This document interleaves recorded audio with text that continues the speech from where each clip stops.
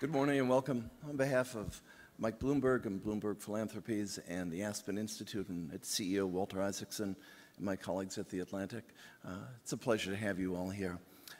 Mike and Walter and I come from Washington and New York, so I thought I'd tell you a Washington story and a New York story.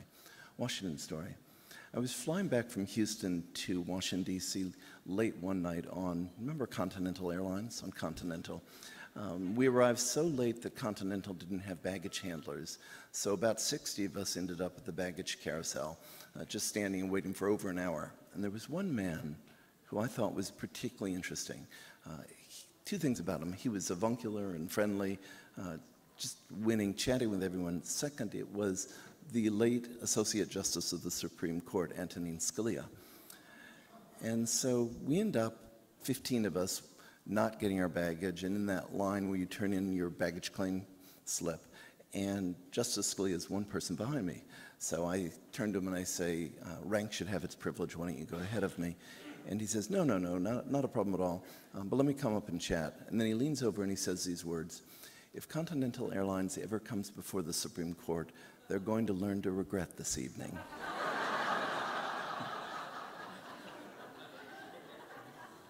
Now a New York story.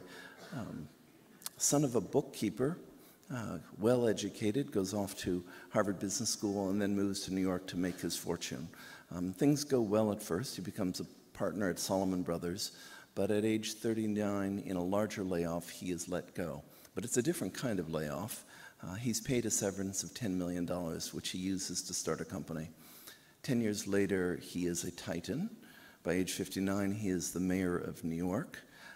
And now he is the former mayor, the CEO of Bloomberg, one of the great media titans of our time, and a philanthropist of the scale of the Carnegies or the Rockefellers or the Mellons. I don't know Mike through his media work or through his corporation. I only know him through the philanthropic side. But there, he's really easy to admire. We are all effectively, either in whole or in part, a guest of Mike Bloomberg being here today. Do you remember the name Paul Tsongas, U.S. Senator, died of cancer? Right before he died, the New York Times assigned a reporter to do an obit interview with him. And he said, and they use this as the last quote in the Times obituary, when I'm down to the last cell of my body, it will be the one that wanted to be president of the United States. I don't know the analog for Mike, what he would want, but I think a lot of us would say at that moment, we'd observe, well, he was one of the most deeply generous men that we knew. So in any event, let me introduce Mike Bloomberg.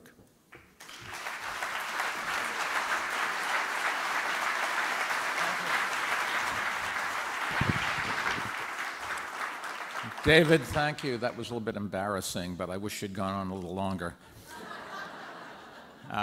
Good morning, everyone, and welcome to CityLab. This is the conference's 4th year, and it's great to be here in Miami. When I walked outside this morning, I saw the beautiful weather, and I think, why did we wait 4 years to come here? Anyways, I did want to thank Miami Mayor Tomás Regalado for hosting us, and he is taking credit for the good weather. I know when I was mayor in New York and the weather was bad, I was blamed, although nobody ever gave me credit when the weather was good. And it's also great to have Mayor Regalado's predecessor, Manny Diaz, with us today. I also wanted to extend a special warm welcome to all of the mayors today, including those from Latin America and the Caribbean who are participating in Bloomberg Philanthropies Mayor's Challenge. Bienvenidos y buena suerte to all of you. The Aspen Institute and the Atlantic have been terrific partners for our team at Bloomberg Philanthropies, and I want to thank them, especially Walter Isaacson, who you're going to hear from in a few minutes, and David Bradley. They really did make this day possible, and Bloomberg Philanthropies is just honored to be partnering with them. Since the last time we met, the role that cities play in shaping the future, I think, has only grown clearer. Just 2 months after last year's CityLab, the world leaders came together in Paris and signed an ambitious agreement to address climate change. I was there, and it was really an amazing thing to see. Perhaps the main reason the Paris summit succeeded where others have failed was that national governments finally recognized the progress that cities have been making.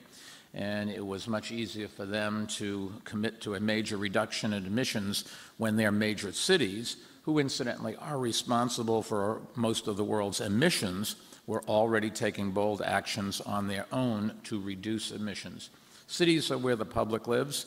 Roughly 50% of the world's population lives in cities. By 2030, 70% will live in cities. And I think it's also fair to say that generally federal, national governments have not done anywhere near as much as cities have done. Mayors are responsible to the public. The public can get to them. The press follows what the mayors do. And when the public says, excuse me, I don't want to breathe dirty air, mayors have to respond. When the public says, I want to be proud of our city, mayors have to respond. And those of us that are lucky to have been or are mayors really have an enormous opportunity to make a difference in people's lives and perhaps save the planet. Nobody knows where climate change is going to end, but what we do know is we're seeing lots of things around the world that are really, they're really scary. Climate change is just one area where cities are leading with big and bold ideas, and this conference is a chance to highlight some of them and help bring new ones to life. And we do have an outstanding group of mayors and local leaders here today to do exactly that. We'll kick the conference off in a moment with a great panel led by Walter Isaacson. It's focused on an exciting new technology that has the potential to change the future of cities in ways that we can only begin to imagine today, and that's called autonomous vehicles or self-driving vehicles. Autonomous cars have once seemed like a futuristic fantasy, but the technology, as we know, is here already, and it's moving quickly. We've already had a few lawsuits about how it doesn't work. We've had some accidents, and that says that it's really being used, and like anything else, it's not perfect. The question is it an improvement over just having people behind the cars? And that's what you're going to talk about later on today. When you combine that technology with advances in mobile communications and the sharing economy, the possibilities really are unknown and probably limitless. But as we consider what impact that they will have on our lives, it's critical that the dog wag the tail and not the other way around.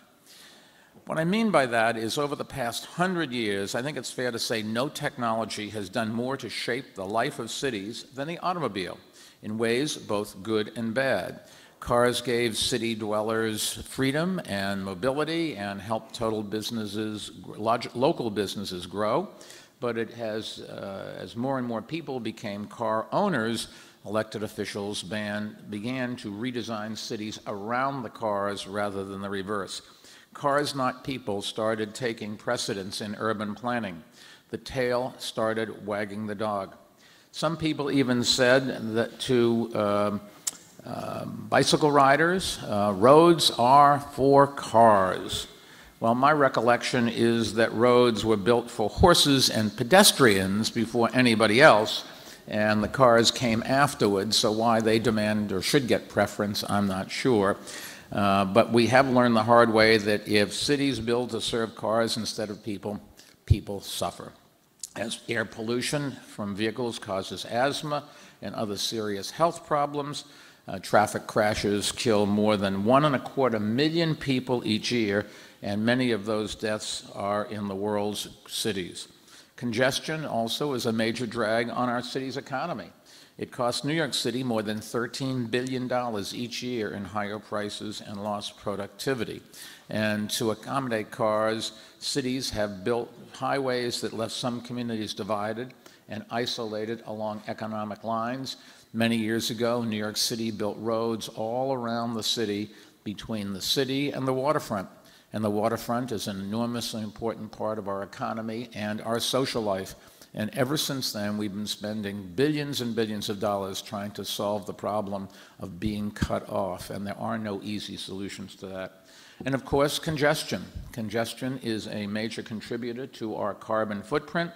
In many of the world's cities, transportation is the single biggest source of carbon pollution, and most of it comes from cars. I will say, interestingly, that New York City is exactly the reverse. Because so many people walk and so many people take mass transit, It is buildings that have 80% of the, contribute to 80% of the pollution or generate 80% of the pollution, and 20% from transportation, whereas in almost every other city in the world, it's exactly the reverse, 80% from transportation and only 20% from buildings. So if you can have mass transit and if you can build together tightly, concentrated, it really does make a difference. Now, there are many good reasons that cities around the world are trying to rethink their relationship with cars. They're returning streets to pedestrians and cyclists and reclaiming space for parks and plazas and other public areas. When we closed Broadway, one of the main thoroughfares through New York City a number of years ago, the screams were so loud you could hear them in California, I'm sure. But the truth of the matter is, it sped up traffic and it created an enormous pedestrian zone, which was phenomenal for our citizens, wonderful for tourism, and magnificent for property owners in the area, because more people on the streets, the more people went into stores and bars and restaurants, so everybody really benefited. And those who complained about the driving eventually realized that it was no worse, and in most cases was better, without that one street which screwed up the whole traffic pattern in the middle of the city. In that case, it was the dog wagging its tail. And the same thing happened with bicycles. People screamed and screamed about bicyclists, and today in New York City, an enormous number of people ride bicycles, and the bicycle lanes have concentrated the cars into smaller lanes, and they have reduced traffic accidents significantly. Now along comes autonomous vehicles, and they have the potential to complement and accelerate the work that cities are doing, so long as people and not automobiles drive the agenda. I will say that has nothing to do with who's behind the wheel. It's just a question of whether or not who designs what, for whom. The possibilities are really extraordinary. I'm not sure whether they'll come to fruition, but you can just think about some of them. Autonomous cars have generated a lot of excitement because of their incredible promise for reducing crashes and saving lives. Obviously, a computer can do things better than a human being if it's well designed, simply because it doesn't take a coffee break and it doesn't lose attention. It's there all the time. If you don't like computers driving you, don't ever get in an airplane again, because for all practical purposes, as soon as you leave the ground until you touch down, everything is run by a computer, and that's why air travel is so safe. It is far and away the safest ways of moving people around that we've ever devised.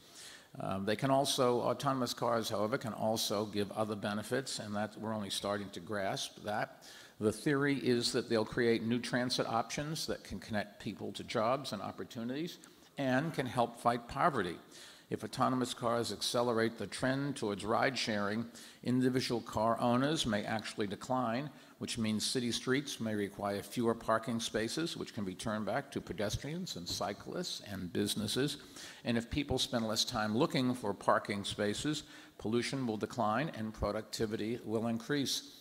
It reminds me of the person who couldn't find a parking place, absolutely had to get a meeting, panics and says, "Oh God, please, please get me a parking space.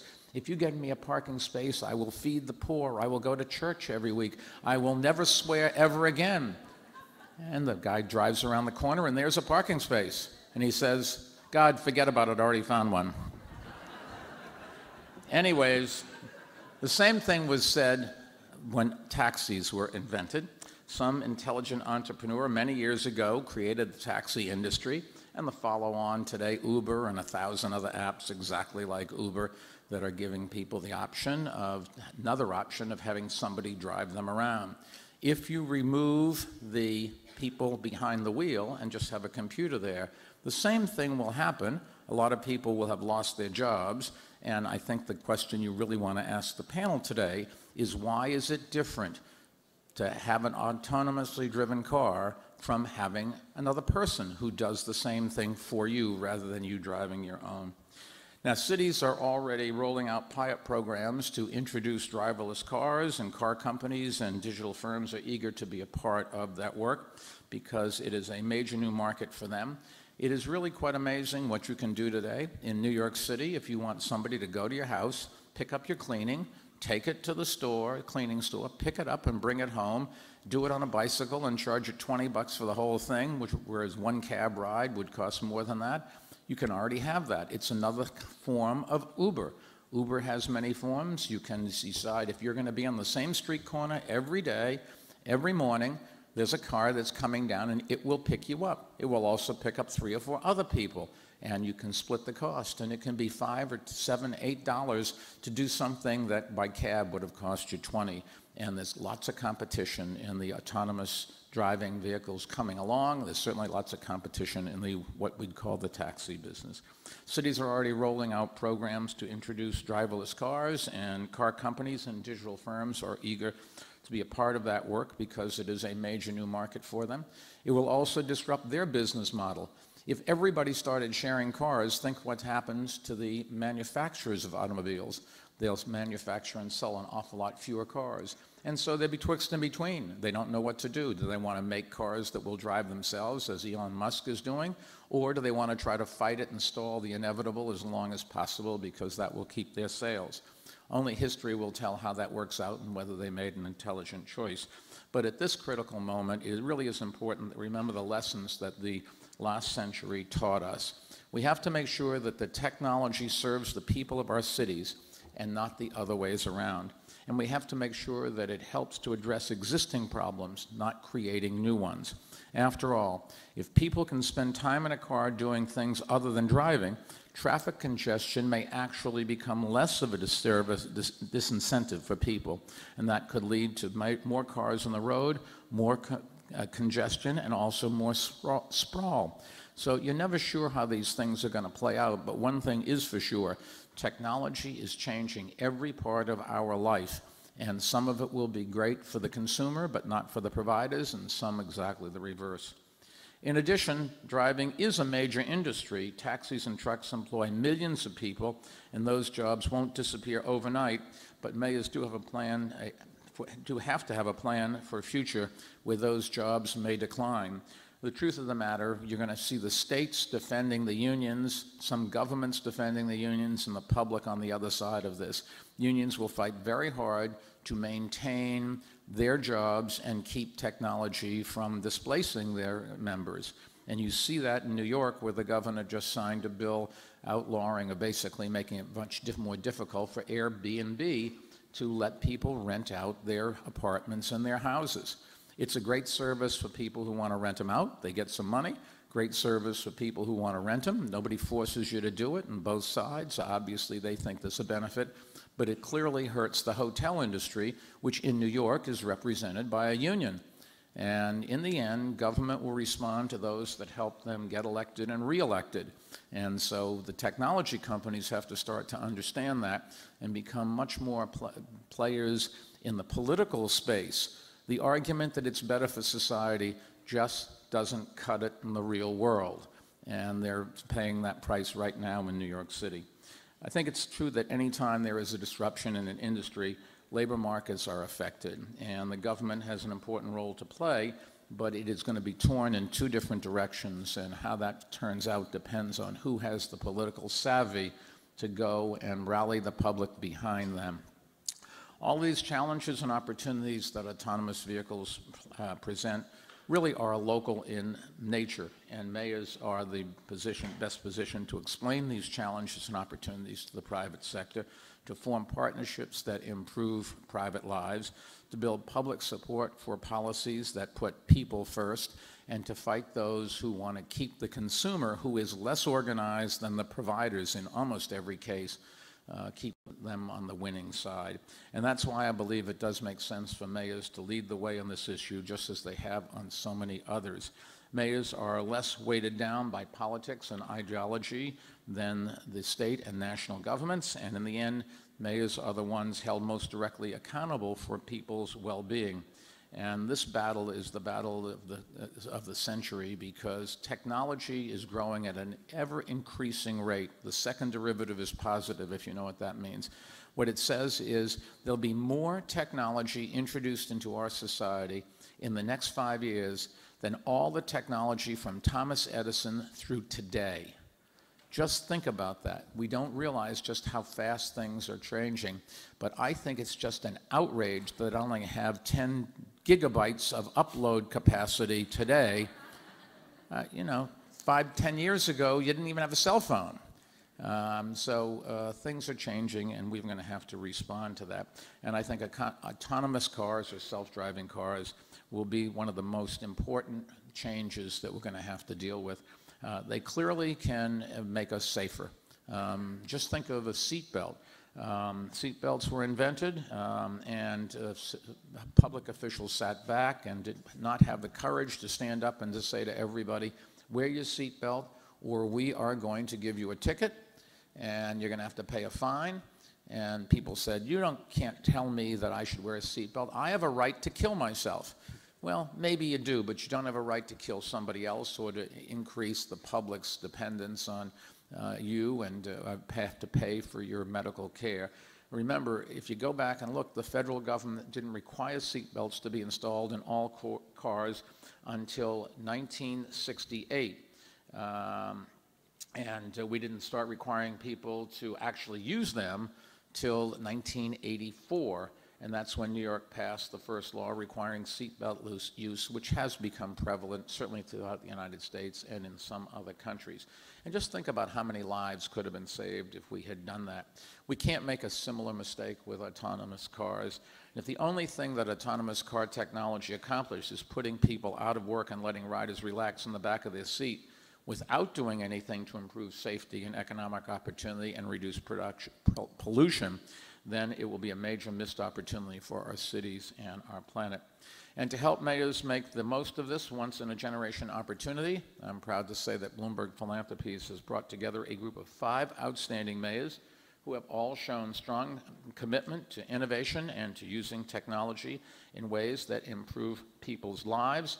This group includes mid-size and large cities from both inside and outside the United States. And all these mayors recognize the potential of autonomous vehicles to transform cities. In the weeks ahead, 5 more global cities will join this group. And in partnership with Bloomberg Philanthropies and the Aspen Institute, this group of mayors will look at all of the areas that driverless technology can impact. And that includes transportation policy, land use and urban planning, workforce training, and infrastructure spending. And working together, we think they'll flesh out a picture of the different ways that this technology might change their lives and save the lives of their residents. And our foundation will help provide them with data and expertise to accelerate their work, creating policies around autonomous vehicles that they can then put to work in their individual cities. And then together we'll create a set of guidelines and best practices to help other cities prepare for this new technology and then work on spreading those lessons around the world. This reality is a global challenge shared by cities in every corner of the world. And the more that cities work together, the faster they can make progress. And the event of autonomous cars is one of the most exciting developments, I think, ever to happen to cities.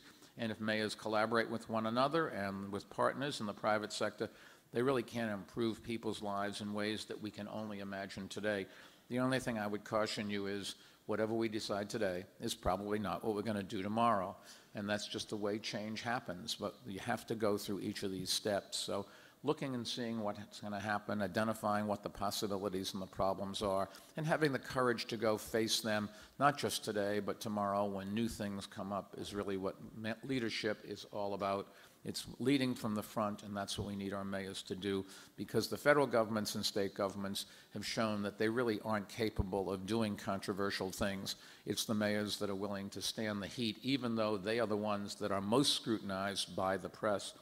I don't think there's any limit to what we can accomplish if we all work together.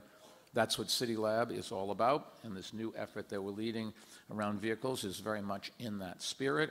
And our foundation's government innovation program aims to support bold leadership, spur innovation, and to help other cities use data and evidence to solve problems.